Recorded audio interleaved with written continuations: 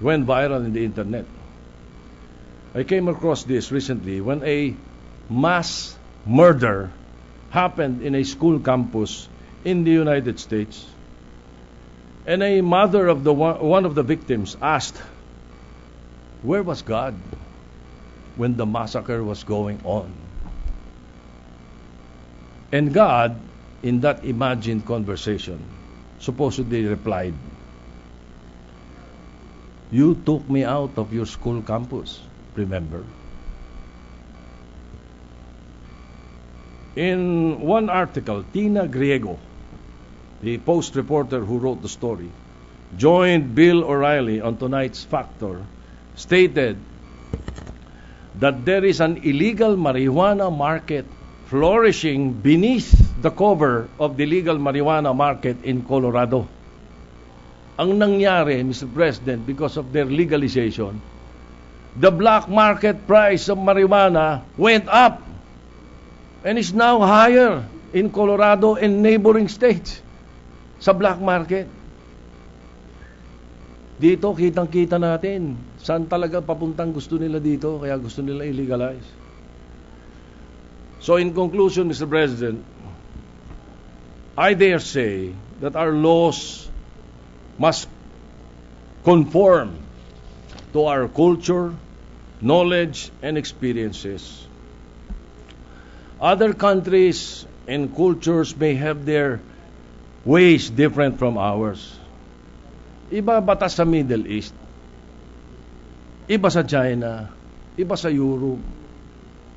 Try walking with a woman, not your wife, in one place in the Middle East, or sell drugs in China, or be hopelessly old and sick in some countries in Europe. Delikado buhay mo. Tanggap natin ito because crimes are defined by the state we are in at a particular time. Respetuhan lang ng kanya-kanyang batas. If we must progress in our laws, let it be attuned to our concepts and culture. The answer is in our hands. The future of our youth must be better than today. We have to say no to marijuana legalization, whether for medical or recreational use. Yung mga gumagamit ngayon, huwag nyo na kaming idamay o huwag nyo nang idamay yung mga batang walang kamalay-malay. I say, if we do not stand up against this evil now, this evil will take root. Thank you, Mr. President. Thank you, Senator Soto.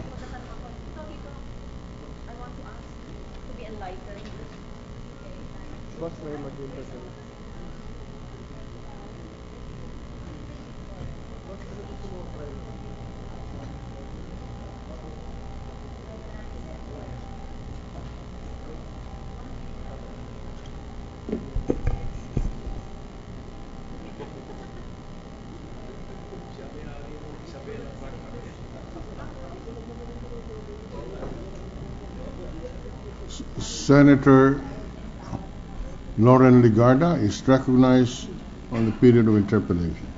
Thank you, Mr. President. Will the distinguished anti-crime and anti-drug crusader yield to some clarificatory questions? Certainly, Mr. President, to the very young journalist who interviewed me in 1988 when I was chairman of the Quezon City Anti-Drug Abuse Council. Thank you, Mr. President. Yes, in fact, I was one of the members. 1988? 1988, she was 14 years old, Mr. President. I was 8 years old, Mr. President. I was a young journalist. But remember, Senator Drilon and Senator Soto and Senator Osmeña were already senators by then. Mr. President. Okay, that's a correction, John Osmeña. Mr. President, may this representation be enlightened on his privileged speech. On the record and for the record, Mr. President, unlike many youngsters of my time during martial law, I had never tasted, never even tried, and never even touched any form of cigarette or marijuana or cannabis, or if that's one and the same marijuana, I do not know. Some of my friends, in fact, all of them, admittedly have tried it, and I was called a geek at the time. There was another word during my time. I never went through that phase. I was just always studying in the library or studying in my home. I don't know why Senator Bam Aquino is smiling. Probably he went through, because he was also studying like me. Of course, he's much younger than I am. So, Mr. President, the first question, have you ever tried marijuana? Mr. President, I'm not saying as a senator, but during your time, which is 20 years ahead of my time, Mr. President, was marijuana readily available? And in perhaps the 24 senators, we can actually, why don't we conduct an informal poll or survey? Who has tried marijuana even once? What kind of marijuana, if there are kinds of marijuana? Because I want to understand. In fact, I don't want to understand its effects, whether ill or good effects, by trying it, because no good effect. At 54, No good effect, I don't want to be able to say I tried it and I know how it feels. So I just want to learn through the experience of the good sponsor, if you've tried it. Have you tried it? Yes, Mr. President. In the late 60s, I had a band called the Tilt Down Men. And there were many other bands that were imitating the Beatles, the Dave Clark Five, the Rolling Stones. And part of the culture then was to try out what they were trying out. And you tried it? Yeah, I did. Yes, I did, Mr. President. I know? I've not even The effect seen. was not good on me. And then the experience that I would say is that in my group, we were originally 5. We became 6, and then 5 again. We replaced some other. I had 2 second lead guitar players, Mr. President. I will no longer mention their name to protect their families. One lead guitar was so hooked on marijuana, and years after, when we started with the band, he committed suicide. He shot himself. Was this He due was to high his on marijuana? Yes, I can assure you So that. marijuana can get The you other high. one died of heroin overdose. Now, this other one who died of heroin overdose started with marijuana during our band days. It is a gateway drug. Mm. Marijuana could probably not be as bad as cocaine, so they claim, or heroin, so they claim. But it is the gateway drug, the number one gateway drug. Once you get used to it, and so used to it, you'll find something else that will be stronger or will give you a bigger high. Dahil pag nasanay ka na ron, hindi na masyadong umi-epekto. So either dadamihan mo ang gamit or lilipat ka. May I know, Mr. President, what is the effect of an intake of marijuana just for one time? Let's say one what do you call it? A cigarette? What do you call it? A stick. A stick. What is the effect of consuming one stick of marijuana? Kung one stick of marijuana, well, generally it's hallucinogenic. You forget your problems. You hallucinate. Yeah. It depende sa composition mo. Depende sa katawan mo, depende sa pagkatao mo. Kung anong effect sa'yo. Senator effect Serge sa'yo? Osmeña claims the sponsor has no credibility in answering these questions because he has never tried it. On the contrary, Senator Osmeña, he claims he tried it in the 60s during your time. Yes, I did. So. And I had numerous studies on this afterwards. And when I became a public official and became the chairman of the Quezon City Anti-Drug Abuse Council, I assure Senator Serge Osmeña, I know what I'm talking about. Okay. But then again, to assure him, it really depends on your body composition. Merong malakas ang epekto agad, merong hindi. I would agree with you. Merong Just ang like the effect effect- ng iba gunugutom, ang effect ng iba ay mainit. Merong ibang effect, mainit ang ulo. Merong nagiging violent, iba-iba eh. Like for example, the about 3 months ago, this carpenter who killed a young girl. Mm-hmm. In-interview siya eh. Was a marijuana user. Hay siya sa marijuana. Sabi niya, hindi raw niya alam ginagawa niya eh. Iba effect sa kanya eh. Thank you for that, Mr. President. May I know, therefore, are there good effects? Is there any use for marijuana? Because you mentioned about medical marijuana. Is the stick of marijuana that you tried in the 60s or the marijuana users presently, is that the same kind of grass, of weed, the same that is used for medical purposes? Or is it a different species of marijuana or cannabis? More or less, it all comes from the marijuana leaf. As I said earlier, there are 30,000 components of a single marijuana leaf. Ang major component is tetrahydrocannabinol. Ito yung pinakamasamang effect. Yung tetrahydrocannabinol, ang pinakamasamang effect na component ng marijuana. The other 40%, yun yung napakaraming iba. That also contains yung cannabinoid, which is a small part. And that is the one being written about in the internet na sinasabi nila nakakagaling daw. Kakagaling daw ng epilepsy at kung saan. Marami na nag-submit sa UN ito. And the United Nations research machinery has already undergone so many research and experiments on this, and they cannot accept that cannabinoid can cure anything. You know, the thing is nowadays, ang sinasabi nila, kasi daw kung yung compassionate use na tinatawag, kung ikaw naman ikaw may cancer o meron kang masamang sakit na pag gumamit ka ng marijuana, mababawasan yung sakit o mababawasan yung hirap mo, ganun ang feeling mo. At that is the reason we placed the compassionate use provision in the 9165. So we don't need that law that they have filed for the legalization. Under the present law, Mr. President, 9165, marijuana is allowed in those exceptional circumstances. Not exactly. Because No. you said you may apply. You may apply. You may apply. It may be accepted or rejected. It may be accepted. May I if know, you can prove that it will help you. If you can prove that it will help you. The FDA and the DDB briefed me on this. They were willing to accept. may I know any what petition. what ailment can be cured solely by marijuana alone? Is there any such illness? None to my knowledge, Mr. President. There are some who claim that it can cure epilepsy and all that thing, other sicknesses. But then again, when we took this up with the FDA and the Department of Health insisted that there are 8 other types of drugs that can cure epilepsy that are proven, tested and proven, that can help or alleviate a person suffering from epilepsy, rather than marijuana na wala silang finding. Wala silang proof. There is therefore not one ailment or illness or sickness that can be cured by the usage of marijuana alone, and that there is no other medication available. Yes, no There's no such scientific thing. effect to No that. scientific No effect. scientific evidence to that effect.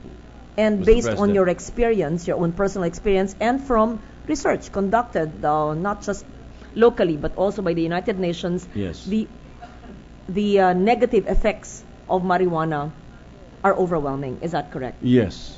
That May is I know the reason correct also? word to use, Yes, may I know the reason why you had delivered this speech today? Is there any threat of marijuana being legalized, Mr. President? Well, I'm apprehensive about how it is being treated by other people.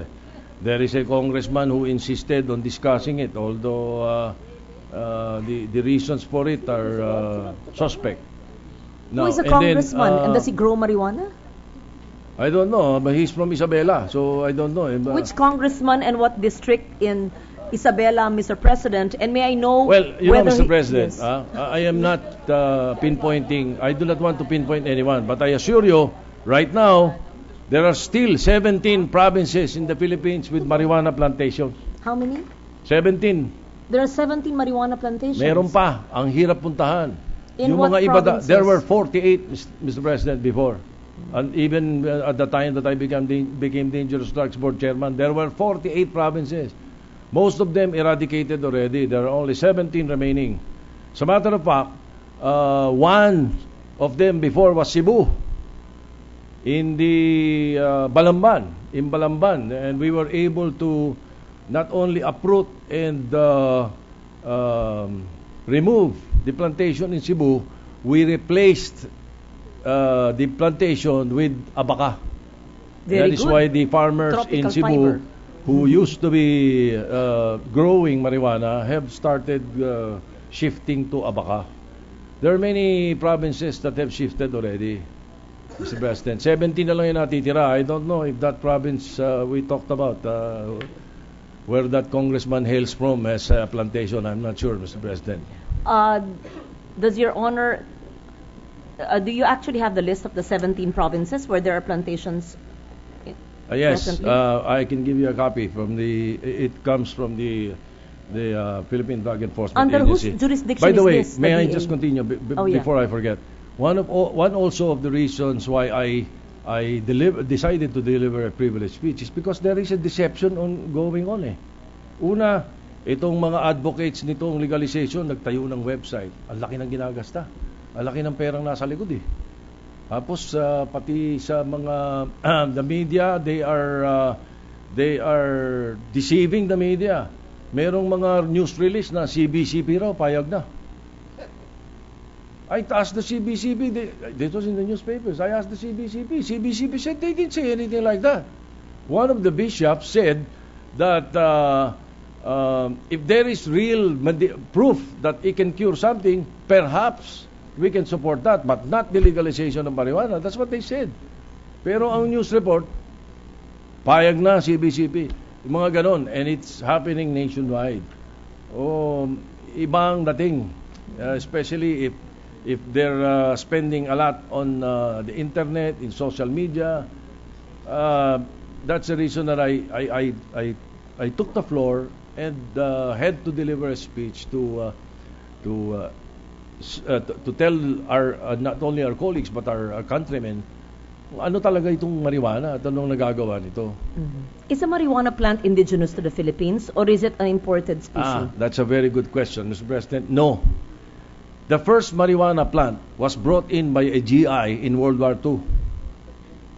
It was a small pot. Tumubo sa Mountain Province. Ito. Originally, George Washington had it brought to the United States from India. They wanted to use it for rope.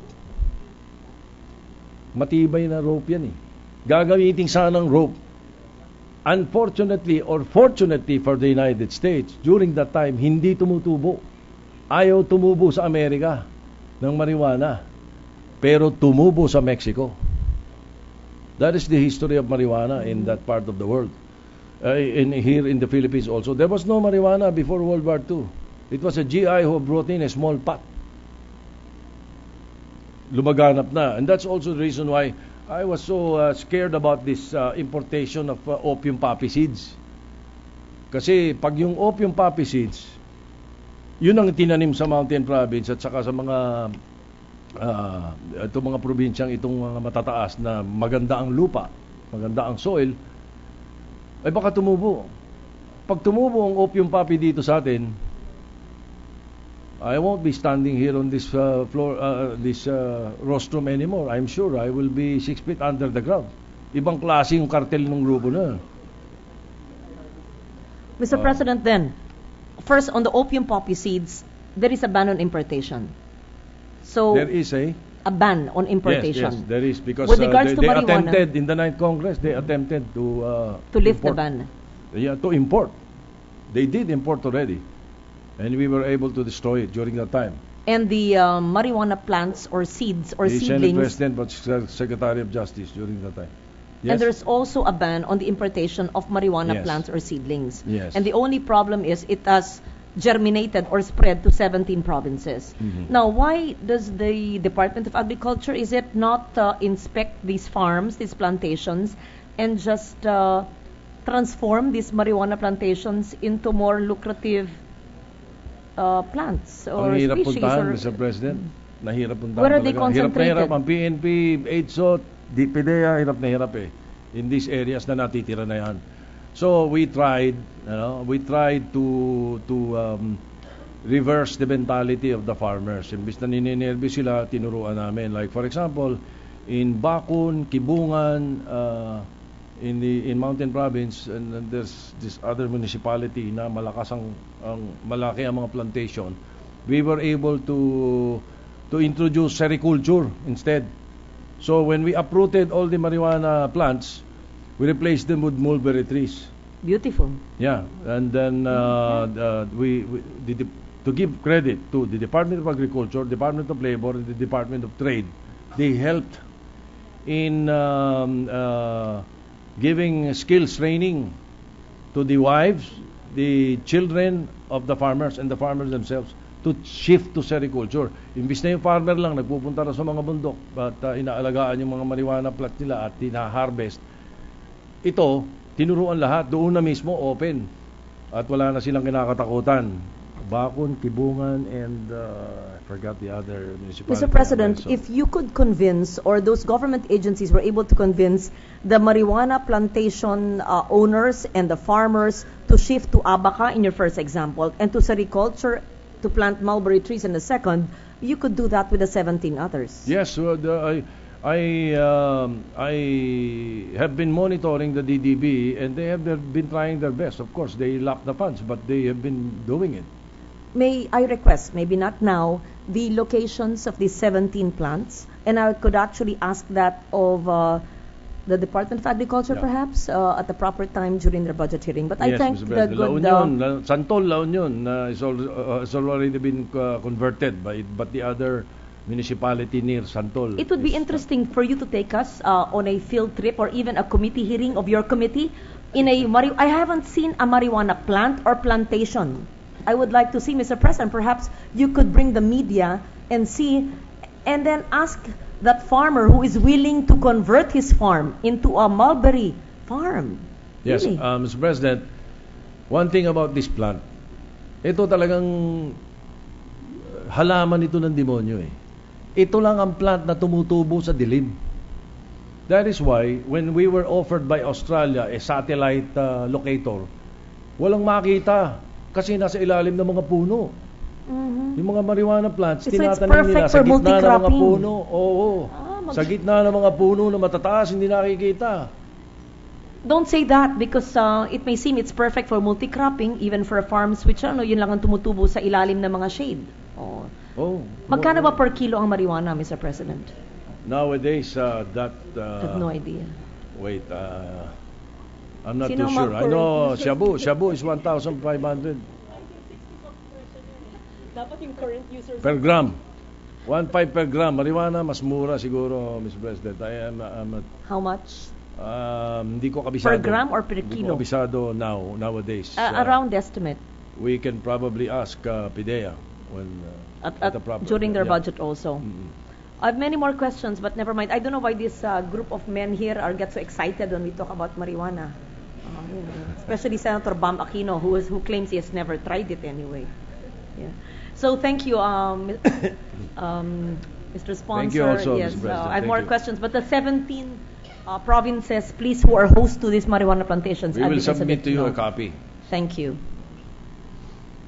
Mr. President, Majority Leader. Senator Grace Poe and Senator Senator Pia Pia Cayetano Cayetano, were sir. asking for the floor. Thank you, Mr. President. With the indulgence of Senator Soto, I'd like to, the Minority Floor Leader, I'd like to ask a few questions and also provide a point of information. Certainly, Mr. President. So, point of information, I think it's public knowledge. The congressman who filed the bill is Congressman Rodito Albano. It's public knowledge naman eh. As to everything, I'm laughing because I was listening to the discourse and marami pang ibang I can only the point of information I am putting on record is simply the fact that he filed the bill in the lower house. I'm laughing because I'm recalling how I was in a very important, I think, BICAM, and he was waving at me and was giving me a copy. That's why I said I'm going to stand up and say it, because I think he's proudly the author of the House bill. Having said that, Mr. President, I'm curious, and I would like to ask the Minority Floor Leader to educate me. When he refers to the compassionate use provision, is this Section 93 of RA 9165? Because if that is it, Well, anyway, is that it? Because that's the only provision that I saw. 16 also. 16. Do you have it on? 16 Can you and read it 93, into yes. the record? Because I only saw section 93. Cultivation or culture of plants classified as dangerous drugs or sources thereof, provided that in the case of medical laboratories and medical research centers which cultivate or culture marijuana, opium poppy, and other plants or materials of such dangerous drugs for medical experiments and research purposes, or for the creation of new types of medicine, the DDB board shall prescribe the necessary implementing guidelines for the proper cultivation, culture, handling, experimentation, and disposal of such plants and materials. Therefore, if they have proof and they can do that, they can go to the board. There's a mechanism. Yes, That's what you're yes, saying. oo. So if I may also read into the record section 93, because I think this is what His Honor is referring to as to the board's ability to look into requests. No, let me read it for the body. Section 93 of RA 9165. The board shall have the power to reclassify, add to, or remove from the list of dangerous drugs. Proceedings to reclassify, add, or remove a drug or other substance may be initiated by the PIDEA, the DOH, or by petition from any interested party, including the manufacturer of a drug, a medical society or association, a pharmacy association, a public interest group concerned with drug abuse, a national or local government agency, or an individual citizen. When a petition is received by the board, it shall immediately begin its own investigation of the drug. The PIDEA also may begin an investigation of a drug at any time based upon the information received from law enforcement laboratories, national and local law enforcement and regulatory agencies, or other sources of information. Mr. President, I'd like to, His Honor was one of the sponsors or authors of this. I'm just curious. 9165. Yes. Principal author. Okay, because I noted that your knowledge of it is quite extensive, and the intention of this bill precisely was to allow private individuals or group to petition. Yes. If they felt so that just in case in the future, yes, they find evidence that it can yes. cure or it can be used for better purposes. My question is, what's the intention of the law? When I was listening to His Honor explain it earlier, what I gathered was that a private individual may petition. In fact, His Honor said, wala namang lumalapit, no? May petition if they have reason to believe that they will benefit from this drug, and they can make that petition. And then you cited that is precisely the purpose of the compassionate use provision, correct? Correct. So I was having a discussion with my staff because I have actually met with I forgot the name of the group, but there are parents who have children with Philippine Cannabis Compassionate Society, which is composed of, among others, parents who have children with various disabilities, many of whom have epilepsy or cancer or other neuro diseases. I admittedly have a soft spot in my heart for parents in that situation, because I also had a child who never left the hospital and lived his entire life in a hospital and endured quite a bit of pain. And so as a mother, I felt for them that they would explore any opportunity available to them or thrust into their face to alleviate their child's pain. Because as a parent, if you cannot even offer your child a normal life, and that in itself is so hard to accept, then the least you can do is alleviate their pain. So I could see where they were coming from, as I'm sure all of us can. I don't think anyone will debate with that. So that was very enlightening for me to know that there is this provision, and I do agree with His Honor that kaya nga nandyan yan para magamit, no? So correct, that precisely. the concerns that we have on because I was also looking at the website of WHO, talaga namang marijuana is still the most highly traded illegal drug, no? So I'm clearly, we should all be conscious of that fact. And yet, as I spoke to these parents, I could feel the despair in their hearts and in their eyes. They were crying as they were shaking my hand because their children are in pain. And the question I pose now is, there seems to be it's a chicken and egg situation because these parents will not admit to me that they've used it for their children, no? And I didn't even want to put them on the spot anymore kasi I don't also want to be a harborer of information that is clearly a criminal act. So I didn't even ask. But I believe there's a chicken and egg situation because they won't admit to it, and if they go to PDEA and say, nag-benefit yung anak ko kasi nawala yung epilepsy seizures niya. By the way, I think the clarification I have to make also is, I don't think, none of them have ever said that it is a cure to epilepsy, but it helps, it alleviates the pain and the difficulty. The compassionate use. Yes. So, and to me, I think it is very important for all of us here when we think of medical, whether it's a medical device or a substance, we speak of cure many times. Medicine is not just a cure. It is also used to alleviate pain, to relieve suffering. So we must always be cognizant of that. No? So in this case, I don't recall that anyone said that it was going to cure the cancer of their child or that it was going to take away the epilepsy forever, but it reduced the epileptic seizures. It reduced the what do you call it? The strength or the intensity of the seizures. Anyway, my question is, I don't know if His Honor has a response to this or if we can look into it. Paano sila lalapit na hindi nila aaminin na gumagamit sila? No, I think that's I don't know how and I'm almost certain they would be very willing to even use their child as the test case kasi mukhang gumagamit na nga talaga sila. Hindi lang nila inaamin sa akin, no? Pero ganun na nga. Sabi ko na nga, just give me hypothetical situations. Marami silang kinwento. One of the main advocates admits that she is a user. It's found in their website. Okay, I haven't checked the website. I have actually I have no problem with that, Mr. President. To each his own. Ang sinasabi, ang mahigpit na mahigpit tayo, ang galit tayo, imbentahan eh. Diba? So, and now, let me just go back a little now. Sure. Doon sa binanggit ninyo. I was invited by Congressman Rodito Albano to a symposium at the AIM. And these 8 families were there. I talked to them also, and there were, I think, most of those who were present in the symposium were students and representatives from different sectors, but they were all eagerly listening to the debate. I was talking with Congressman Albano. We had an open forum. Attorney Rene Sagisag was there, former Senator Sagisag. The FDA was represented, the DOH, the DDV, they were there also, the PNP. IDEA was there. We met with them, and indeed I asked them, have you tried?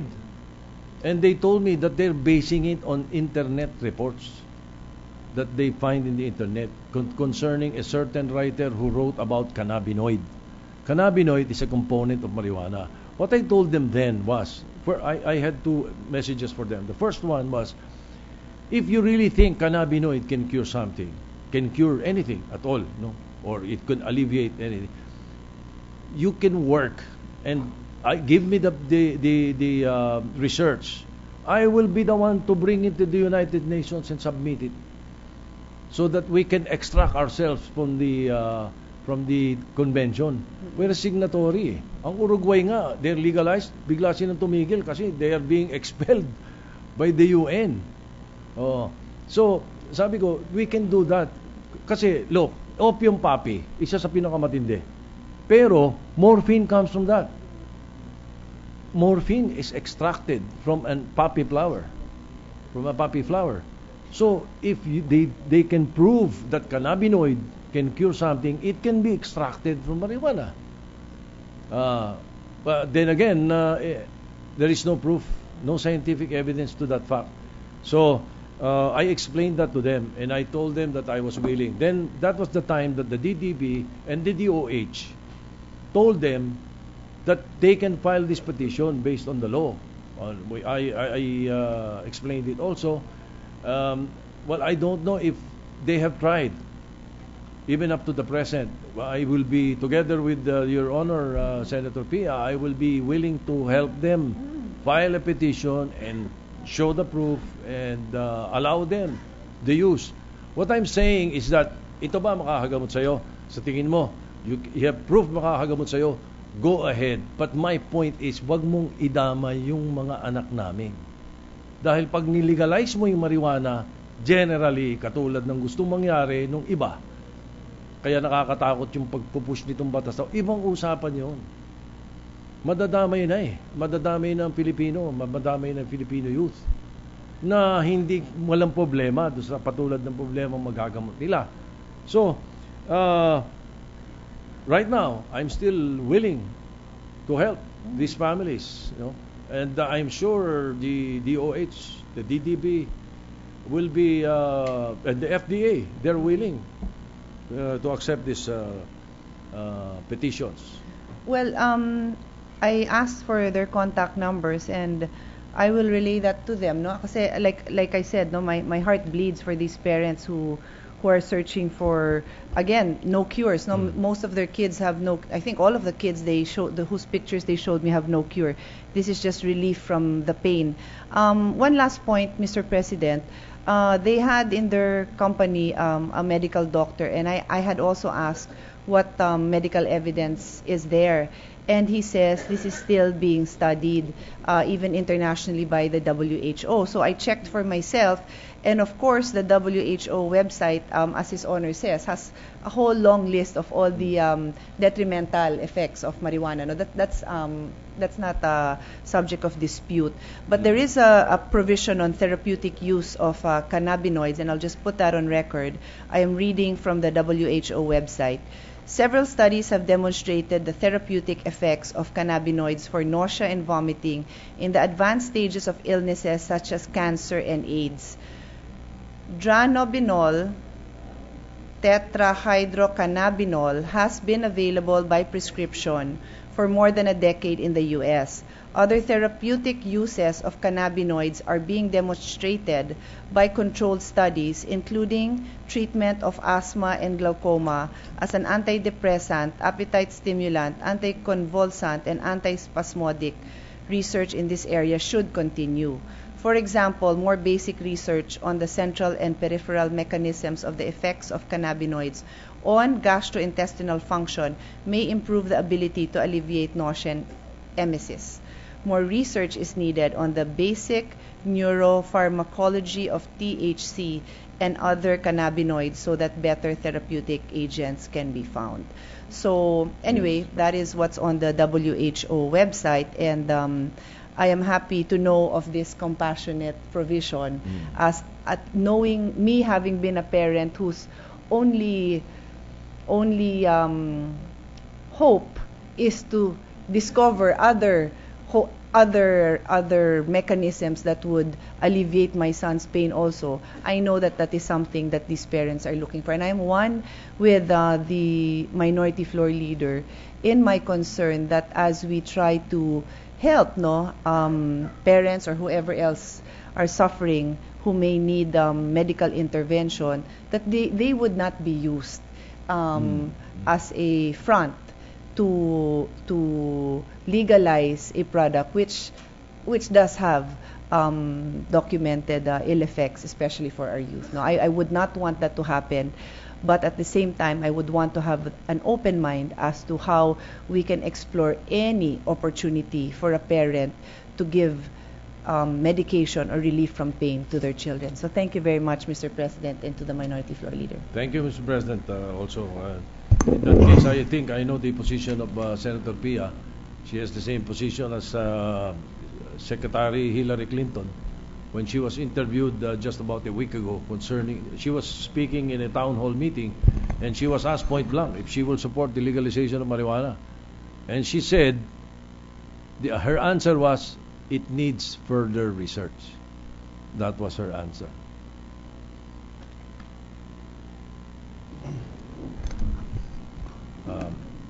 Yes, Senator Grace Poe is recognized.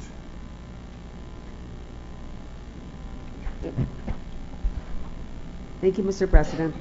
As chairman of the Committee on public order and dangerous drugs, I appreciate the support of the senator from Quezon City and Cebu for his tireless and efforts and his crusade to fight those that are behind the propagation of dangerous drugs, etc. But I just have a question. Since he was the primary author of the Republic Act 9165, the question has already been mentioned about the compassionate provision. Mm-hmm. I would like to clarify straight from the author. For example, I am a part of a group of parents who would like to lobby for the passage of the legalization of marijuana. They can go to the FDA and they can secure a permit for research. Is that correct, Mr. President? Yes, Mr. President, or they can submit. They can submit evidence that it either cures or alleviates. Alleviates pain. Alleviates. But for example, Mr. President, The sickness, they don't I mean. have they don't have any data yet, except their personal data, which they might not admit to. For example, they have internet studies, and since they're not exactly a pharmaceutical company, they don't have an empirical data available. Would they be able to get a permit from the FDA to allow them to conduct the research anyway, to bring in a plant or to conduct the research on their One own? thing I can assure you, Mr. President, I will do everything within my means to help them do that. Let me place it on record also, by the way. My eldest grandson has Tourette syndrome. And based on the studies made, one of the possibilities now is for him to be given marijuana to alleviate, if not to cure. But again, the article that said that and the doctor that said that also says that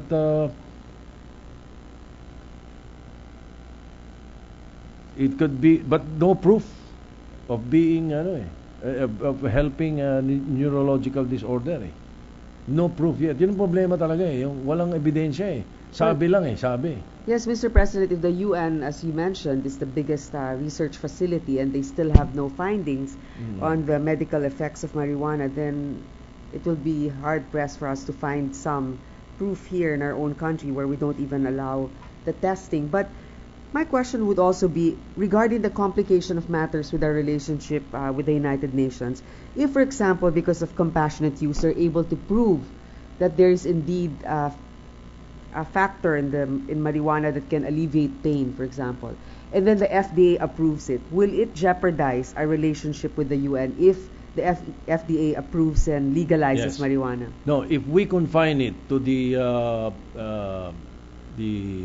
Section 16, the provisions of Section 16 and Section 93, we will not be going against the United Nations commitment. Because it's for medical purposes. And it's only confined to that. We are not legalizing marijuana per se, which So that is the one that is illegal as far as the United Nations is concerned. That is the reason that in the United States, di ba, may mga state na sinasabi nililegalize nila, but the United States in itself will not.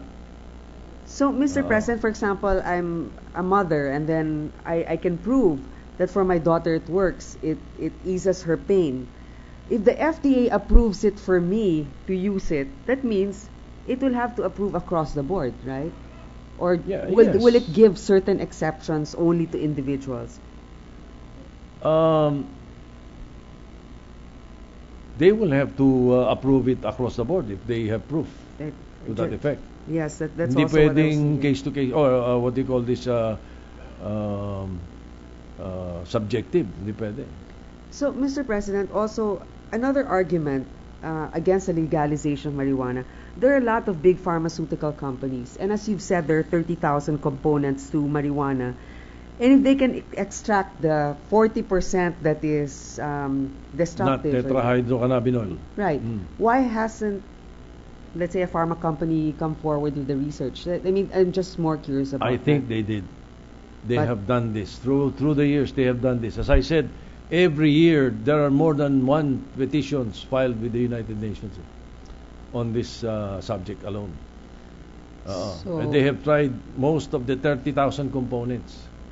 They have tried it. And sa UN, hindi pwedeng nag-submit ka at sabi mo na ganito ang effect. They will do the research. They will re-research. So, Mr. President, the chairman, not the chairman, but the person who filed in the lower house is mentioning that perhaps we should also hear it here in the Senate, the proposal to legalize marijuana. On the other hand, I haven't conducted the hearing precisely because nobody has filed a measure. Well, you can conduct a hearing now, Mr. President, because my speech can be referred to your committee. That's exactly And what that will give you the the- key to open. So at least just Hearing. for information purposes, and also just to give the parents who are lobbying for compassionate use a chance for them to explain their side. Perhaps we will go ahead and schedule a hearing.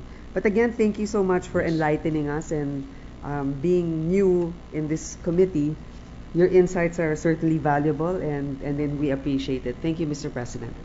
Thank you, Mr. President. Also, the distinguished lady, chairman of the committee. on Senator Legislation. Osmeña wishes to be recognized and is recognized. Thank you, Mr. President, for the kind sponsor yield. Yes, Your Honor, certainly to my Mr. President, fellow Cebuano. you are familiar, I'm not familiar with the bill that was filed by Congressman Rodito in the House. Has a similar a bill been filed in the Senate yet? Not to my knowledge. Why don't we Mr. wait President. until somebody files that so that the committee to whom it will be referred, which is the committee of Senator Grace, can take the contents thereon into consideration? Well, as I said, this privileged speech can be referred to the committee of Senator Poe, the Committee on Public Order and Dangerous Drugs, and this would have the same effect as a bill referred to the committee. The committee There's can nothing conduct to hearings. pass. Well, a committee report can recommend, and in Can that recommend case, what? either approval or disapproval of the idea, and then the committee, this has been a practice in the Senate, the committee may craft a bill that will address the concern. At least it will legalize marijuana already. If it is approved, Mr. President. Mr. President, I want to take a different approach here because certainly we do respect the knowledge gathered by His Honor, and we don't dispute that some of the reports, many of the reports, don't have very nice things to say about the effects of marijuana.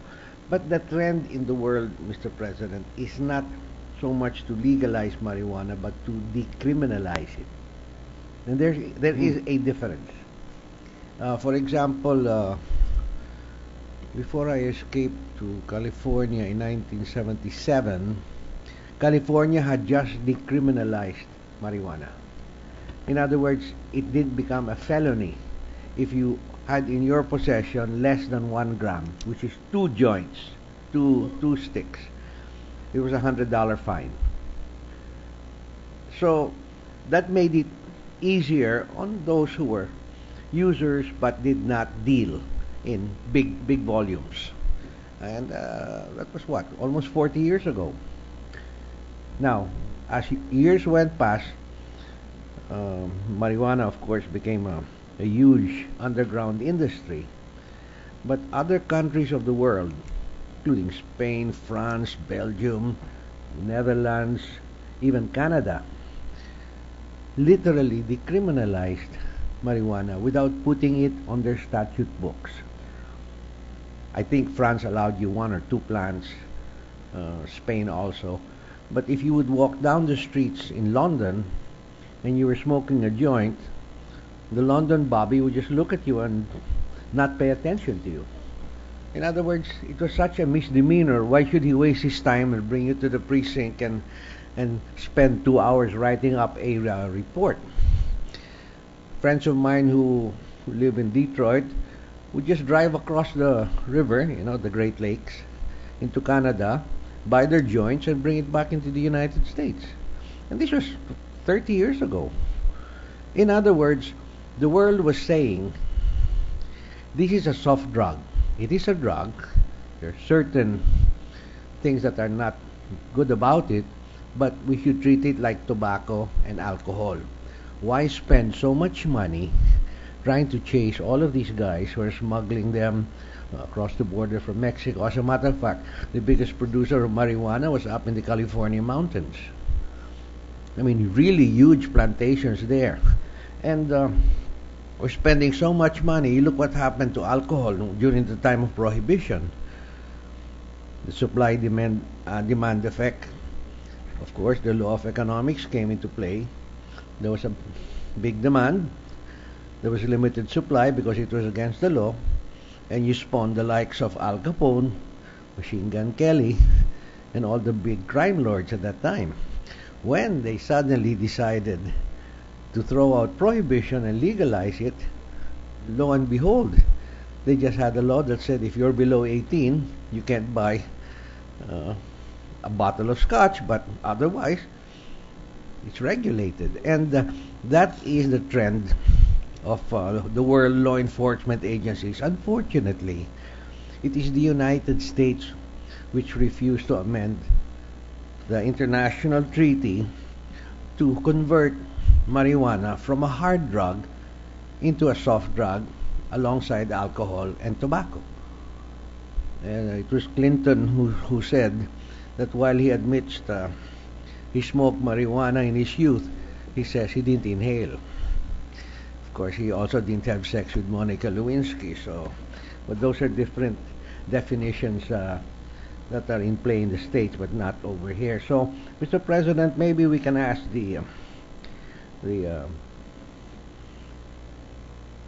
good sponsor of this resolution to consider also that it should be maybe downgraded into a soft drug so that it can be regulated on the level that we regulate alcohol, we regulate cigarettes, but not ban it completely. I have another selfish reason for this, Mr. President. It's in demand in the Western countries. It can be a high-value crop for our farmers. I've always felt that... No, Mr. President, I literally have a nephew who owns a marijuana outlet, medical marijuana outlet on Van Ness Boulevard in California. It's legal. You've got a doctor's prescription. There are all sorts of ways to use it. It's not only through smoking. There's about 30 different ways to use it. There's paste, there's gum, there's plaster, drops. There's so many ways to use it. I myself have friends here in Manila that have to use it. They have glaucoma, so it relieves the pressure on their eyes. Somebody's suffering for cancer. It relaxes his muscles. So there are good uses for marijuana. But really, what I'm worried about is that we're spending too much money running after marijuana growers, and it's no big deal. As a matter of fact, this is the first time I heard that it will make a man violent. During my time, during our time, remember Woodstock? Yes. You were a rocker. And what was our sign? Our sign was peace. It was the most peaceful age, the age of Aquarius. If you remember, Mr. President, Woodstock, you had about 1 million people there for about 4 or 5 days, and there were no fights. Everybody was a brother to each other or a sister to each other.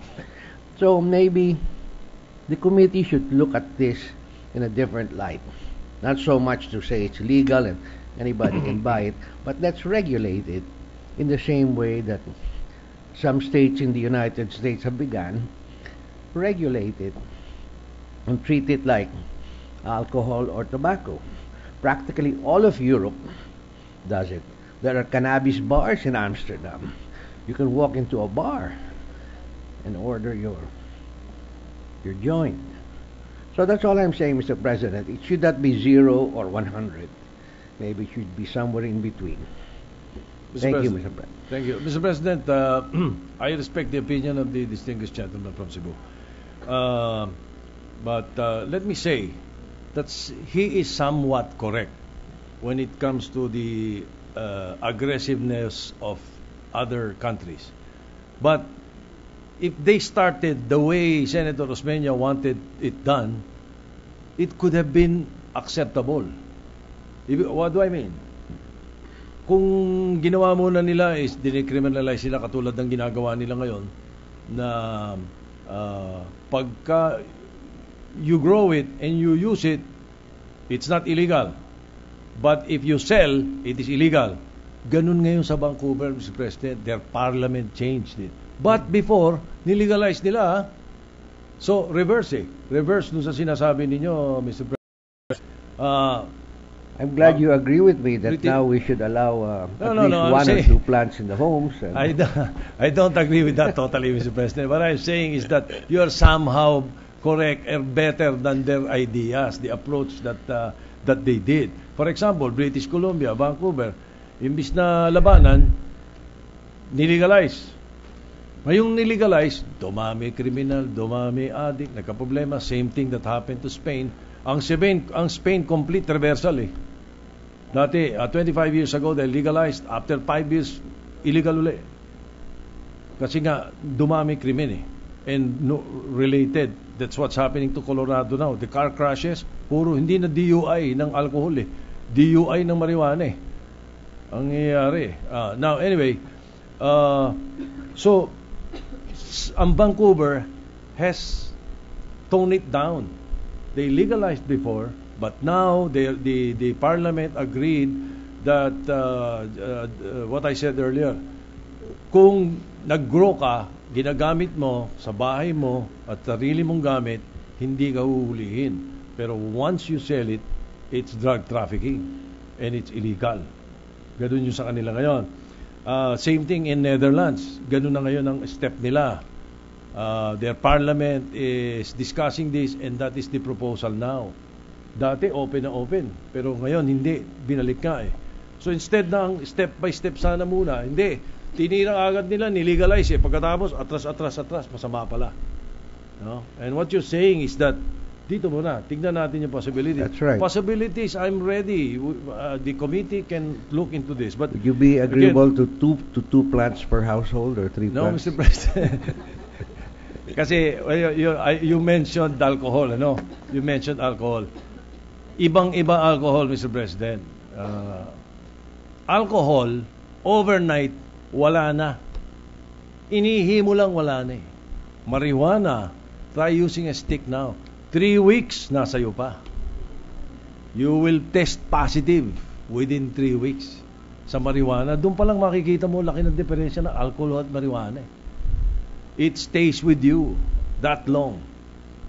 Pati epekto nun, I don't know how long the effect would be, but definitely in your system, it will be there. It can be found either in your blood, in your urine, or in your hair. There was one movie actor who asked that he was asked to do a drug test. I no longer mention the name. And he went to a clinic and asked that he be given a drug test. He tested negative. Urine yung ginamit eh. When he went to Camp Crame and asked that he be tested, kinuna siya ng buhok. Hindi niya alam, doon pala mas matagal yung marijuana. So he tested positive. So iba ho sa alcohol eh. Now again, we can look at the possibilities. As mentioned earlier by Senator Pia Cayetano also, kung merong makikinabang, prove it. We have evidence. Ako mismo, I will support, especially if it's going to alleviate the sickness or the suffering of any family in the country. Well, that's not really at issue because, like you said, morphine is legal. So as long as it's under a controlled environment, undertaken by a pharmaceutical company or somebody licensed to do it, that's not at issue here. What really concerns me is that we spend so much money chasing after something that's not really that big a crime at all. It's like making drunk driving death penalty, subject to the death penalty, which is overdoing things, no? Really, Mr. President, I've known quite a lot of people in my generation used to take it regularly. I've never known them to become violent. The effect was like having two shots of whiskey. You only need about 2 or 3 tokes, 2 or 3 inhale. You don't even have to finish the whole joint, and you have a pleasant high, like having 2 or 3 shots of scotch. There's no hangover, and it's the best sleeping pill. Thank you very much, Mr. President. Thank you. I know the gentleman Majority is Leader. speaking from experience, and I thank him for the information also. Thank you, Mr. President. I hope the Majority Leader may refer this privilege speech and the interpellations that followed also, Mr. President. I was about to do that. On that high note, Mr. President, there are no other members who wish to interpellate, so may we refer the gentleman's speech and the interpellations primarily to the Committee on Public Order and Dangerous Drugs and secondarily to the Committee on Health and Demography. I so move. So referred. You ready? Ready na kayo?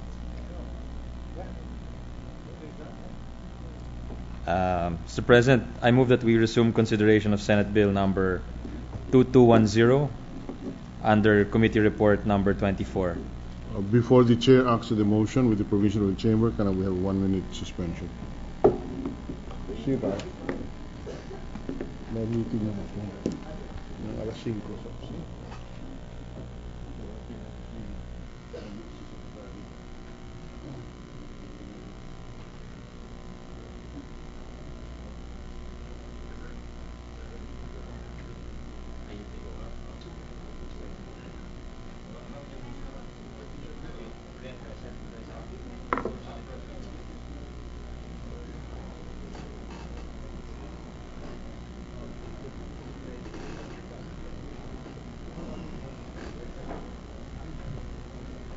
What's on the agenda ba?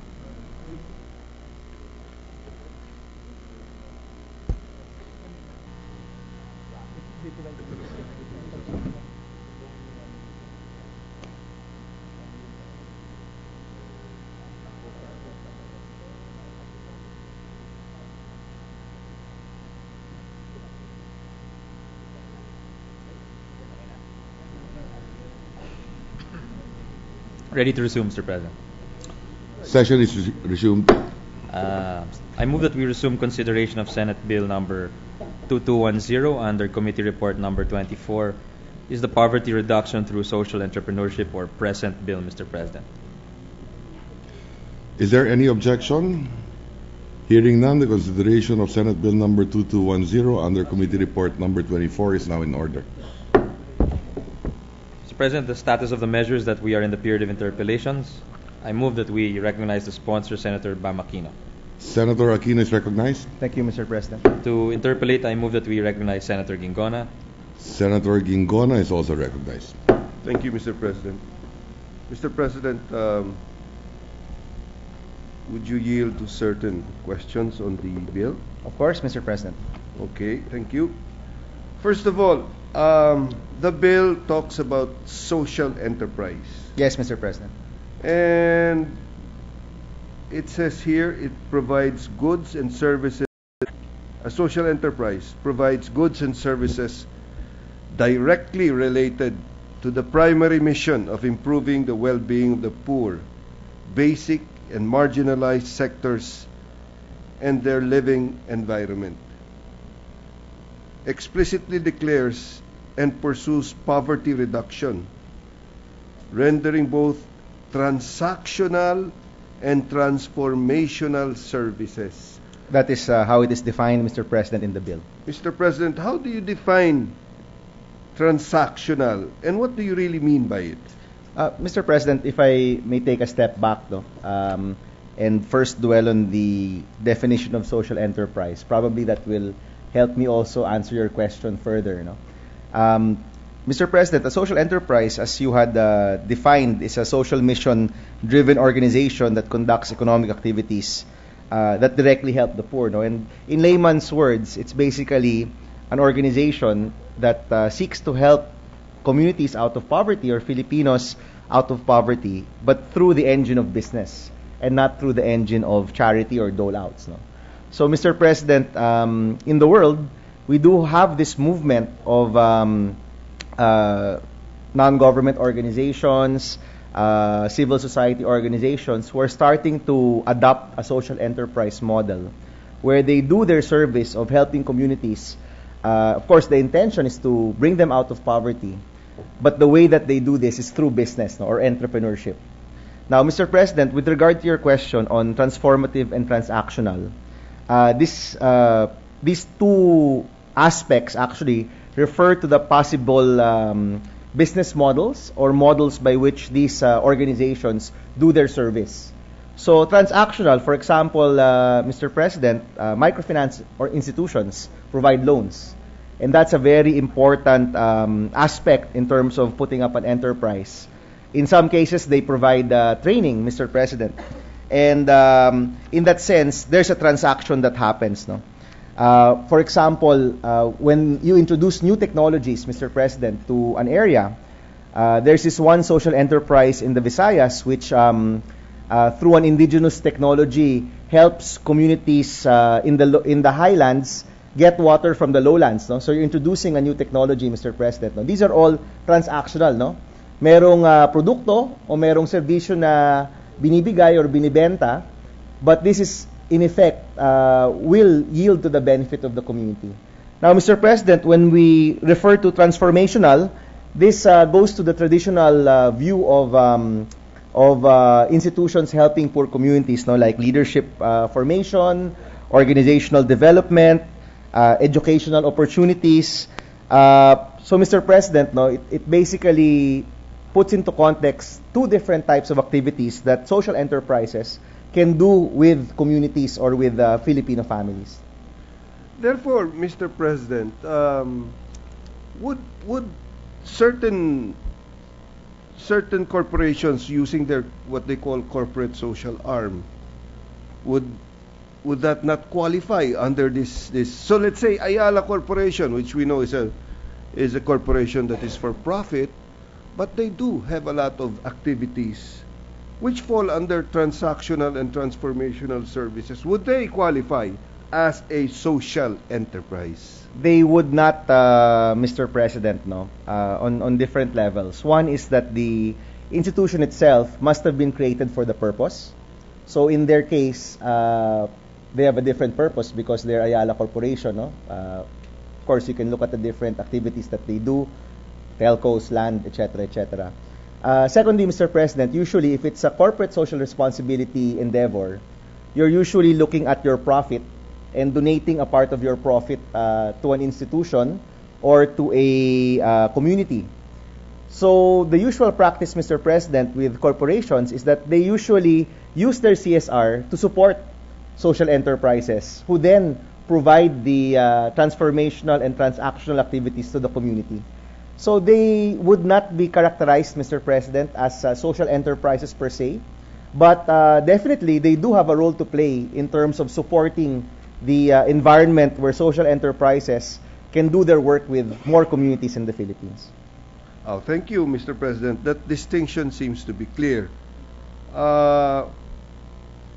What about, is there anything in this bill that would then prevent a person or a group of persons to masquerade as a social enterprise using whatever benefits there is? Because you have collateral free loans here, provision and all, using all the benefits and masquerade as a social enterprise when the real intent, their declared intent, would be the helping the poor, poverty, improving the well-being of the poor, explicitly stating, but the real intention would be profit. Yes. Well, Mr. President, of course, you'll always have dubious groups, no, in any Most definitely. in any sector, no. But in this case, Mr. President, the safeguard is that you can only avail of the benefits, and take note, no, the benefits are more on capacity building, no. It's not outright cash, or it's not even tax breaks, no, Mr. President. You can only avail of the benefits if you're accredited by the Center for, let me get the exact term, Center for Social Enterprise Development, Mr. President. That's the CSED, which is under the DTI. So, in effect, Mr. President, there is an accreditation mechanism in place. So, before you could get any of this government support or be part of the support programs of government, you would need to be accredited by a duly recognized government institution or agency, Mr. President. In this case, it would be under DTI. So, Department of Trade and Industry. Yes, Mr. President. Because the DTI is currently the head of the EMSMED Council. No? The current EMSMED Council is under the auspices of DTI, and the bill will actually elevate the EMSMED Council into the NEDC, or the National Enterprise Development Council. And that, Mr. President, takes care of all micro, small, and medium enterprises in the Philippines, as well as social enterprises, and to a certain extent also supporting inclusive businesses in the Philippines. And one of the units under the NEDC would be the CSED, which would be the particular group supporting social enterprises. No? So, in effect, Mr. President, for you to have any of the benefits, you would need to undergo a process in the CSED, which is under the DTI anyway, Mr. President. Yes. So it's clear now that there is an accreditation process, and Yes, that Mr. there is an entity created for that purpose, which is presently called the Micro, Small, and Medium Enterprise Development Council. Yes, Mr. Currently, in its current form, Mr. President. And if this bill is passed, then it will be renamed into the National Enterprise Development Council. And some of the functions will be amended, Mr. President, to support social enterprises as well. Because actually, Mr. President, currently, social enterprises are already here. No, we're not making a new sector. It's already here. No, in fact, some would even say that you could consider microfinance organizations and some cooperatives as social enterprises. But to be frank, Mr. President, it does not have any legal personality or even a classification in terms of government. So currently, you do have social enterprises supporting DAR, supporting DA, supporting DSWD, supported by DTI, engaging with DENR. They're actually all over the place, Mr. President. No? And by pushing for this bill, you're actually creating a better framework by which they can transact with government, hence your concern in terms of governance. At the same time, a focused group can actually support their development as individual institutions and as a sector. So, Mr. President, your concern is actually addressed by the bill, and specifically, the bill hopes to create this framework so that the SEs, which currently are transacting all over the place, will also have a place to call home, which would be the CSED under the DTI. CSED, that's the Center for Social Enterprise and Development. Yes, Mr. President. Is the Center for Social Enterprise and Development under the NEDC? Yes, Mr. President. So what would be the principal difference between the two? It's actually quite different, Mr. President, no, because the NEDC is responsible for all micro, small, and medium enterprises and social enterprises and a number of other functions. No, the CSED is actually one unit within the NEDC, because, Mr. President, if you look at the total universe of micro, small, and medium enterprises, you have agri enterprises, you have your micro, small, and medium that's technology based. You have your MSMEs, which are social enterprises. You have your traditional MSMEs, which are more into food. So each of these, Mr. President, would probably have a different division looking after them if we really want to support this sector further. And one of those would be a social enterprise group within the larger MSMED purview. So what you're saying, Mr. President, is under the umbrella of the MSMED, there is this CSED whose sole task is to take care of the SE, Yes, social enterprise. Exactly, Mr. President. I see. Okay. So therefore, Mr. President, a corporation can be an SE. Yes, Mr. President. A partnership can be an SE. Yes, it does not distinguish, Mr. President, in terms of the how it was formed, no? A cooperative. Single prop. Yes, Mr. President. A single proprietorship, can it be Yes. an SE? Yes, Mr. President. We did not modify or amend, Mr. President, the current entities that you can create in terms of putting up an enterprise or putting up a business. So, in effect, Mr. President, the term social enterprise is not in the same level as sole proprietorship or partnership or corporation. No, you can have all of those different entities and still be a social enterprise. And if I may add, Mr. President, that's quite different from the regime in other countries. In other countries, you register as a social enterprise, actually. And it is another animal as compared to a single prop, a corporation. You register specifically as a social enterprise. In other words, Mr. President, in other countries, it's a separate juridical entity. Exactly, Mr. President. Whereas here, we just use the existing juridical entities that are presently allowed by law. And Mr. President, by the way, Mr. President, this bill is a draft that came from the present coalition. No? They're a coalition of social enterprises. And one of the reasons why they opted for that route, I think one is the recognition also that this sector is still a young sector. So maybe it's premature to already claim a separate juridical entity for the sector. But in the meantime, if we are to push for support systems for the sector, that this would be a good start, Mr. President, in terms of at least defining it within the law, finding a home in the auspices of DTI, and creating some space by which government can come in to support them further and to support them more meaningfully. Thank you, Mr. President. Moving on, I see that in Section 8 of your bill, there is a window called a special credit window, which does it mandate, it says here, Land Bank and DBP and other government financial institution shall establish a special credit window. So, I take it the word shall is mandatory. Yes, Mr. President. And this mandatory command, this command is given to not only Land Bank, DBP, but other government financial institutions. Yes, Mr. President. Government financial institutions being 60% owned by the government, I suppose. Well, Mr. President, What you have would be your groups like cutoff? SB Corp, you have groups like the different the guarantee corporations. You have a lot of financial Okay. institutions, Mr. President, which are technically government, no? So they're considered as GFIs.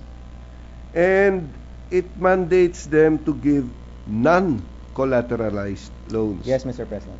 In other words, does this tell these financial institutions, don't you dare require collateral from these people? Well, Mr. President, we kept this rather broad, no?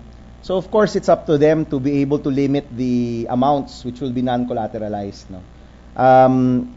But the idea here, Mr. President, is that social enterprises, by the nature of their service and of their work, will probably not be able to build up the right collateral or the corresponding collateral in terms of the loans that they might need, no? Of course, Mr. President, if you want to put more safeguards in this particular provision, we'd be happy to do that, no? But the idea is, much like microfinance, which supports a lot of micro and small enterprises through non-collateralized loans, that can be extended also to social enterprises. But maybe, Mr. President, in the period of amendments, we can look at capping the non-collateralized loans to a certain level so that it won't be open for abuse. No, I'm comfortable with it. I suppose you have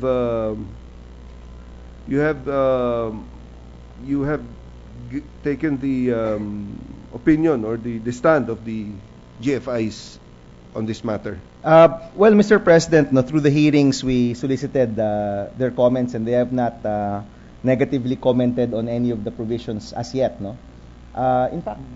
But they replied. They did present their position. Let me check, Mr. President, because I know that there was a DOF representative during our hearings, no. So I can give that information to you later on, Mr. President, as regard to their comment on some of these items. And is this also similar to? I just want to be clarified. Is this similar to a requirement by law where banks have to set aside a certain percentage of their loans for agriculture?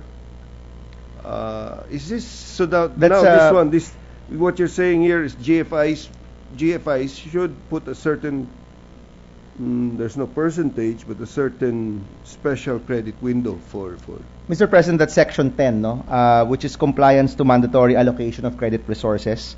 And in particular, Section 10 basically says that for the financial institutions' compliance measures, and these are banks basically, they have compliance measures in terms of how much of their portfolio goes to micro, small, and medium enterprises. And the bill basically says that if you're providing a loan to a social enterprise, as stated by the CSED, or as accredited by the CSED, this would compute as twice the amount in terms of your requirement for the mandatory allocation of credit resources. No? So the situation is this right now, Mr. President. There is a law called the Magna Carta for Micro, Small, and Medium Enterprises. And in that law, GFIs are mandated to give credit resources to micro, small, and medium enterprises. Yes, Mr. President. Mandated. Yes, a percentage of their portfolio. And if your bill, Mr. President, if this bill becomes law, then if the GFI lends to an SE, if a GFI lends to an SE, the credit will not be a one-to-one, but twice. Yes, Mr. President. So this would be a big incentive for the GFIs to be biased towards SEs. Well, that's the hope, Mr. President, no? But in truth, a lot of the financial institutions would prefer to pay the penalty than fulfill their mandatory requirements, no? To be very honest. But of course, for those that fulfill the mandatory requirements, this would be a good incentive for them. Maybe that should be the subject of another measure. That is interesting that the banks would rather pay the penalty than follow the law.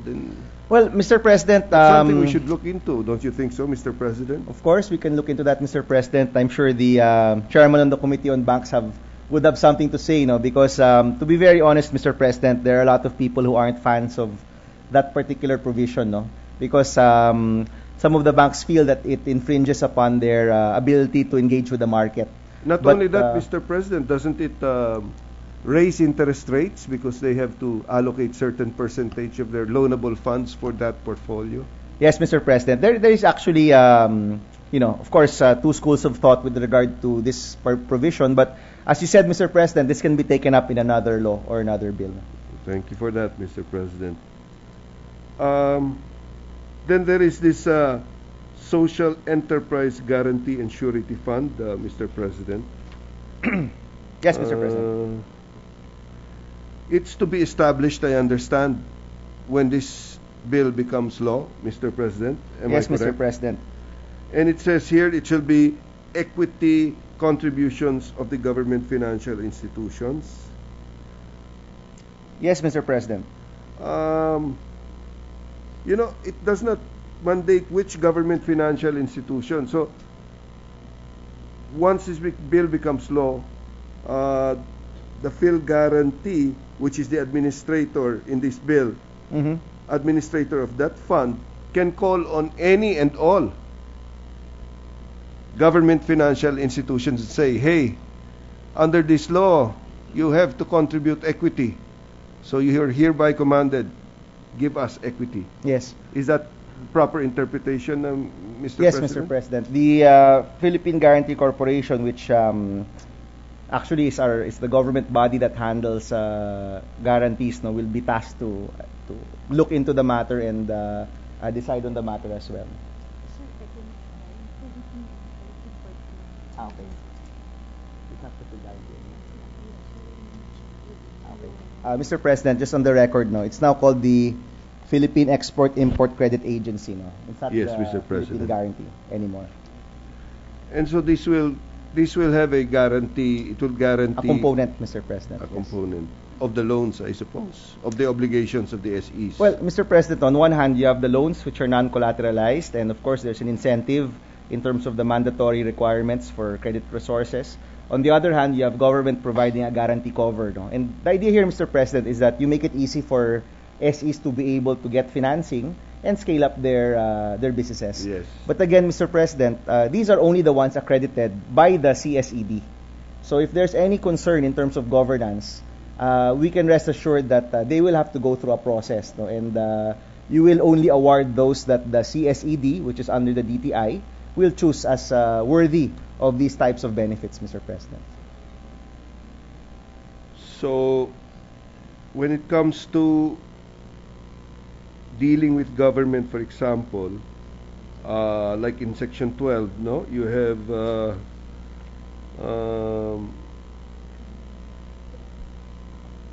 projects procured by the SEs should you're mandating the DBM to direct key agencies of the government to allocate 10% of their annual budgets specifically for projects to be procured from or by social enterprises. Yes, Mr. President. This is actually not nothing new, Mr. President. DepEd, for example, already is trying their best to implement this, and there's that best case of getting their school chairs from Tahanang Walang Hagdan, which is also a social enterprise. So the idea here, Mr. President, is that if you look at the work of social enterprises, which is also to help communities anyway, in the exact case of Tahanang Walang Hagdan, of course, it's an institution that helps the differently abled. By transacting with them, you're actually, in effect, funding these social enterprises, which provide jobs and livelihood to our differently abled brothers and sisters. So the idea there, Mr. President, is that if you're able to secure some budget from government, and they'll have to go through the usual bidding process here, Mr. President, meaning kailangan maayos naman yung mga produkto at serbisyo nila. But if there is that support for SEs in that sense, government's money goes a longer way, because you're not only procuring a product or a service of high quality, you're actually also going to support a community that is currently in need of support, specifically the differently abled or even poor communities, Mr. President. Another example which is currently trying to be implemented, Mr. President, is with regard to DSWD. They've been trying to procure their how do you call this? Their goods, their relief goods or the relief materials from communities also that were actually devastated by disasters. So in that sense, Mr. President, your way to help them is not only through social welfare or the 4Ps, but more importantly, by engaging them in transaction which provides jobs and livelihood. So the idea there, Mr. President, is that instead of just competing in the regular market, if you're able to create some space within the government budget, you're able to double or triple the usage of that money, and it goes a longer way. I think that's very clear, very laudable, Mr. President. In Section 12, moving on, the Section 12 states that the DBM shall direct key agencies of the government to allocate the 10% of their annual budgets for SEs. So the discretion of which agency is left to DBM. Am I correct? Yes, Mr. President. We kept it open so that during the IRR process, and it can still be, of course, modified down the line, but DBM would be in a better position to say which agencies could fulfill this requirement. Because, to be honest naman, Mr. President, di naman lahat can fulfill this requirement. No, for example, if it's Department of Energy, for example, and the goods are highly specialized materials, then it might not be able to fulfill that. But groups like DSWD, DepEd, for example, have shown that they can actually hit the 10% or even go higher, Mr. President. Or even go higher, yes. And finally, in section 14, I think this is the one that this is the provision that also would be a measure that would prevent the bogus what they call the individuals or groups that want to masquerade as a social enterprise, no? Yes, Mr. President. This is here also to provide guidance to the CSED in terms of their accreditation. Correct. So these are the general guidelines. That first, it must not be organized as a branch, subsidiary, or division of a private business enterprise. So ito yung sinasabi natin kanina, yung corporate, yung CSR ng mga corporations, yes. No? Actually, Mr. President, no, it goes back to the principle. It should have been created for the purpose of alleviating poverty.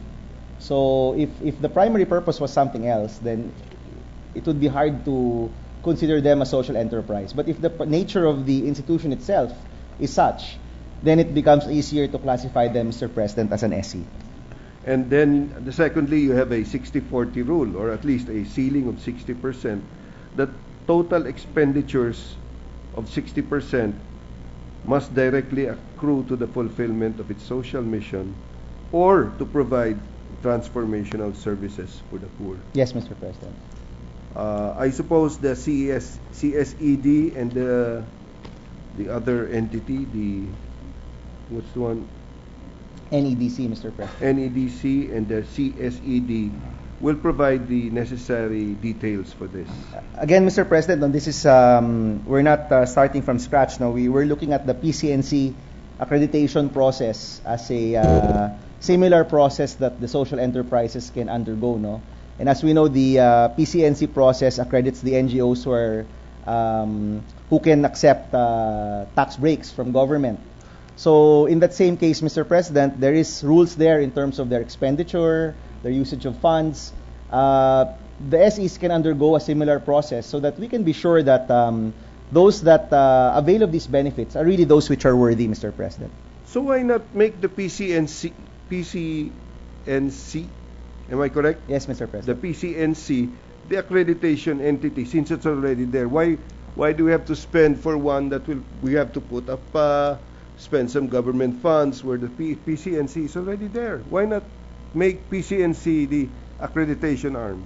Mr. President, I think the CSED can just delegate that power to them, no, if ever. In the same way that BIR has, I'm not sure if the technical term is delegated, Mr. President, delegated the power to PCNC. Right. That can still be done, no, to save on funds. But even PCNC's accreditation of these NGOs so that they can avail of these tax breaks is a power that's delegated to them by the national government. So I don't think that was a law, no? It's not a law, Mr. President, no? So the power still resides in the executive, but the executive through a MOA with PCNC was able to grant them or give them the accreditation process. So that can still be done, Mr. President. So the CSED can delegate it yes. with the MOA also? Yes, Mr. President. But I think it would be wiser to leave the powers to the government, Mr. President, than as they're going along, if they feel that it's too cumbersome and they want to get private sector partners to help out, then they can, of course, down the line go into that process similar to PCNC and BIR. Because the CSED, its function is not solely accreditation. No, Mr. President. In fact, their function is really more development of the sector. Yes. Yes, Mr. President. Well, with that, I have no more questions, and I find the bill quite laudable, and like to congratulate the author of the bill. And I would like to request that I also be made a co-author of the bill. Thank you, Mr. President, and we would happily accept. Thank you. Thank you, Mr. President. Mr. President, may we suspend for a few minutes? Session suspended.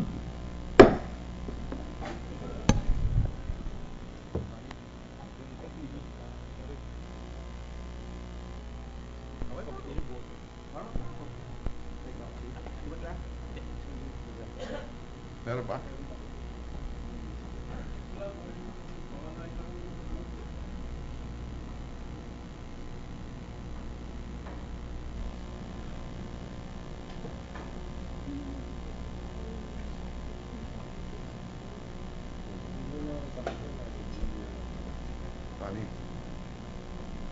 After.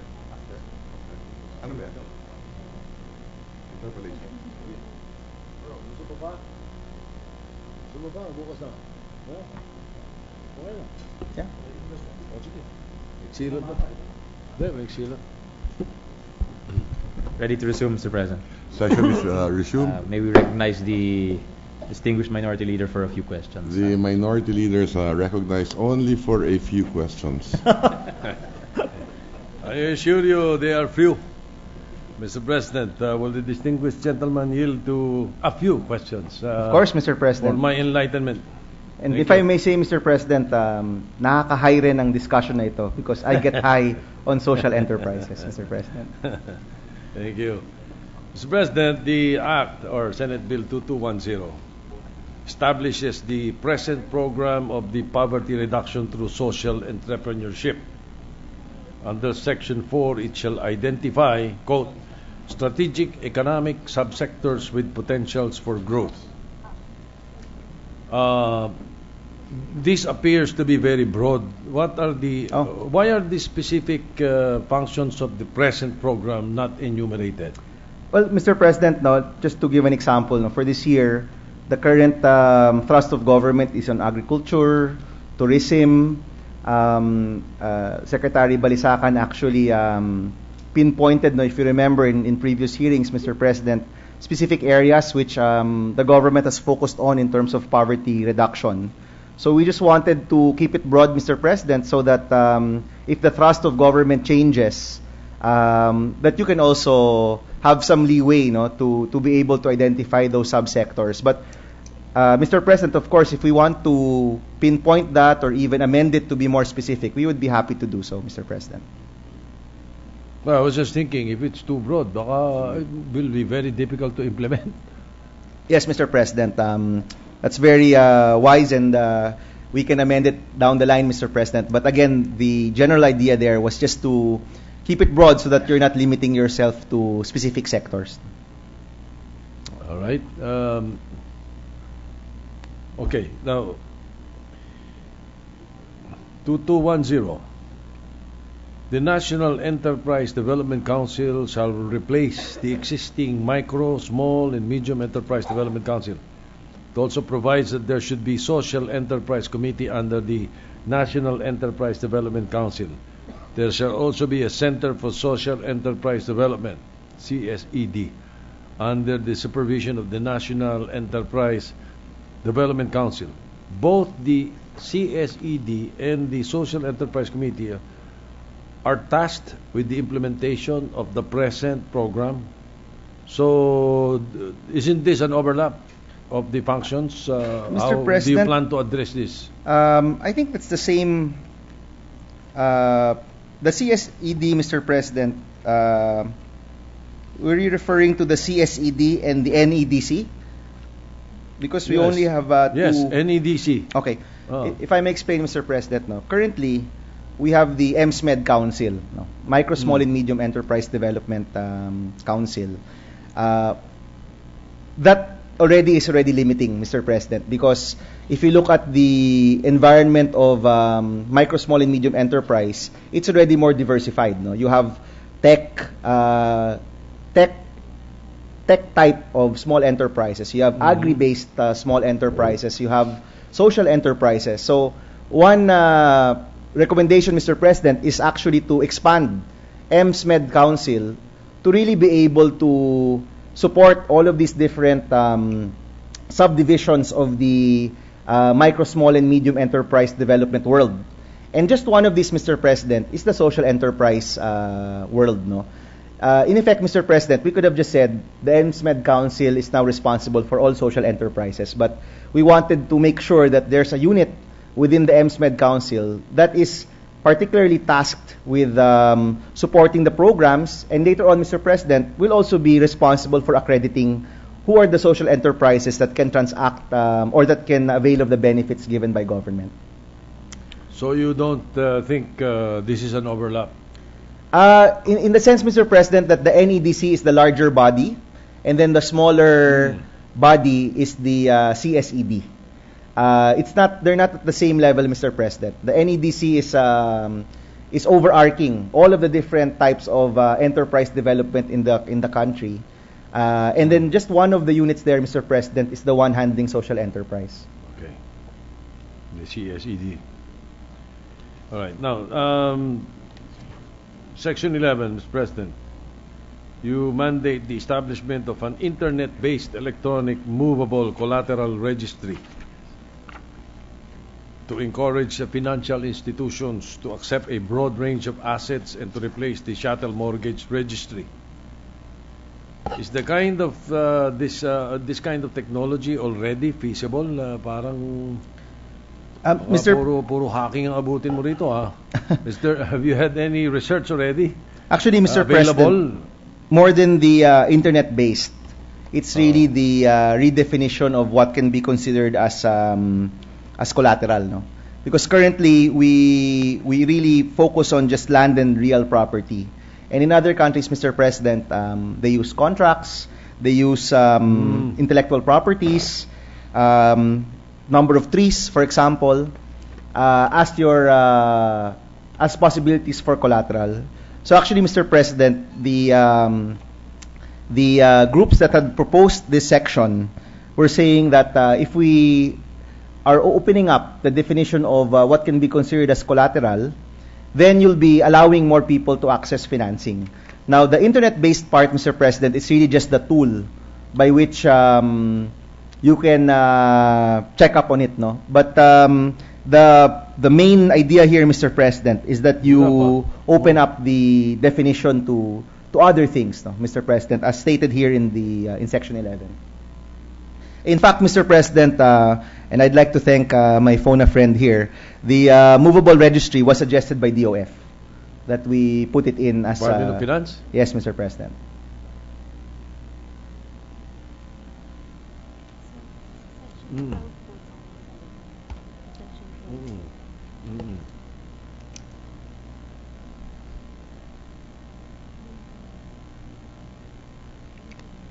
You have a 2-year time frame, eh? Di ba? Research for this. Is that enough? May I know, Mr. President, what section we are referring Yeah, to? still, Section 11. In a 2-year time yes. frame. Oh. Yes, Mr. President. I think that's enough, Mr. President. Well, again, the one that suggested this is DOF. So we're hoping that, well, I would assume that they would know the Did they requirements. submit some kind of a brief or paper on why they proposed this? Parang bago to eh. Yeah, hindi naman, Mr. President. This has been talked about for some time, but this was due to one of the meetings that we had with DOF on the particular bill. But we can, of course, submit, Mr. President, to your office please, will you furnish me the mechanics behind this as well as the wisdom behind it. Yes, please. Yes, do Mr. so. President. Thank you We will very do much. so. Yeah. All right. Now, Section 12 of the Act provides that the DBM shall direct key agencies of government to allocate at least 10% of their annual budgets for projects to be procured from social enterprises. Yes. Will there be no conflict with our procurement laws if this will be the case? Maybe not a conflict, Mr. President, but a added requirement might be put in place. And the GPPB actually attends our hearings, Mr. President, and they've given some comments on this matter already. But the idea here, Mr. President, as I had discussed with Senator Gingona, is that your money actually goes a longer way, no? Because you help, you purchase from institutions that are also helping impoverished communities, no? And the perfect example for this one, Mr. President, is when DepEd started to transact with Tahanang Walang Hagdan with regard to their school chairs. So in that case, Mr. President, of course, Tahanang Walang Hagdan has to fulfill all of the requirements, no, of the chairs, of the procedures. But in that case, Mr. President, you have government money going to a social enterprise buying quality products, at the same time supporting an institution which in turn will help the differently abled. So the way we see it, Mr. President, we put this here so that government can support social enterprises, not necessarily through new allocation, but through an amount of money that's going to be spent anyway. So in effect, Mr. President, humahaba yung your money goes a longer way in terms of allowing SEs to or giving SEs this benefit in terms of government procurement. Well, anyway, just for clarity, for the record, when we say DBM shall direct key agencies of government, who are the key agencies that we mean here? Well, Mr. President, no, we wanted to keep this open because not all agencies can fulfill the 10% requirement, no? Especially if, for example, if it's DOTC and it's a highly mechanical or highly specialized type of equipment, they may not be able to fulfill the 10%. But we left it open so that DBM can determine which agencies can actually fulfill the 10% requirement or even go beyond it. But again, Mr. President, if you would want us to add an amendment, no, like DepEd, like DSWD, and then keep it open, we'd be happy to tackle that in the period of amendments, Mr. President. Okay, thank you for that. Thank you for accommodating our concern. Of course, Mr. President. We will await the brief that you said you will submit. We shall go to our drawing board and probably suggest something on Section 12. I'm not too sure yet right now. So I thank you for allowing us this interpellation period. Thank you, Mr. President. And I'm certain that those changes will refine the bill further and improve it. Now, thank you very much, Mr. President. Yes, thank you. I hope you don't mind, and the majority leader will not mind if we do not close the period of interpellation yet until such time that we'll be satisfied with the. Yes, Mr. President. Our concern. In fact, Senator Villaras also indicated her intention to interpolate next week. Thank you very much, Mr. President. Thank you. Thank you, Mr. President. Mr. President, with the manifestation of... Thank you to our minority leader and to the sponsor, Senator Aquino. Majority leader, please. Mr. President, with the manifestation of the two gentlemen, I move that we suspend consideration of Senate Bill number 2210. Is there any objection? There being none, the Senate bill under consideration is suspended. I move that we adjourn the session until 3 o'clock of Wednesday, August 20. So move. Any objection? There being none, session is adjourned until 3 o'clock in the afternoon of Wednesday, August 20, 2014.